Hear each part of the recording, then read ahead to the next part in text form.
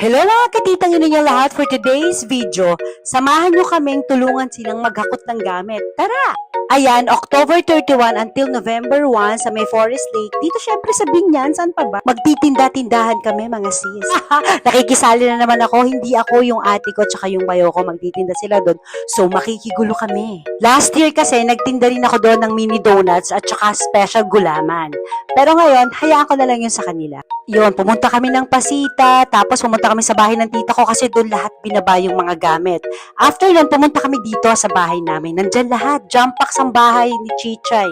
Kasi nandyan lahat ng pamangkin ko. Syempre, walang pasok, bakasyon sila. Ayan, bali hanggang Sunday sila dito sa bahay. Diyan, nakikita nyo, inuudyo ka nila yung Uncle Manoy nila.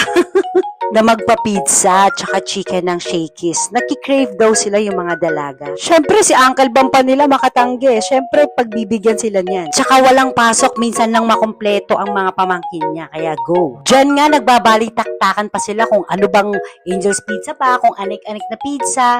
Eh gusto ng kapatid ko, meron siyang gusto yung Angels. Kaso yung mga iba ayaw. Angel's Pizza daw. Shakey's na lang! Mojo, tas chicken. Albam. Gusto niyo po mamili. Kung dahil dyan, minute burger kayo. Eh gusto nga namin pizza. Ayaw namin ng minute burger. Ayan, nagdatingan na yung bayo ko, tsaka yung isang pinsan ko kasi nandun yan sa kabilang bahay. Habang naghihintay kami, syempre nag-meeting-meeting muna kami. Ayan, nanonood, tas nagkikwentuhan. Tapos nga, wala pang 45 minutes, dumating na nga yung order namin. Tsaka ito unahan ko na kayo. Magulo talaga kami kumain Mas magulo, mas masaya. Wala ka sa restaurant para mag-inarte dyan mga sis. Huwag kayong manood na lang kayo sa video ko.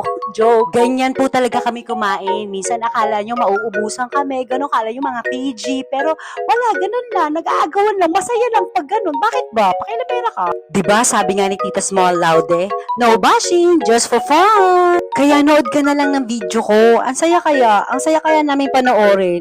Kulang pa nga kami actually kasi yung iba wala dyan. Birthday din kasi ni Yuan nung October 27. So busy kasi lahat. Kaya ayan, ngayon lang nagsalo-salo. Wala talagang handa mga sis. Kasi nandiyan yung mga pamangkin niya kaya nag-request to sa Uncle Bam nila. Shout out pala sa kapatid ko. Laging nandyan para busugin kaming lahat. Apaka-generous niya talaga. Yung more gusto ko sa mga bata.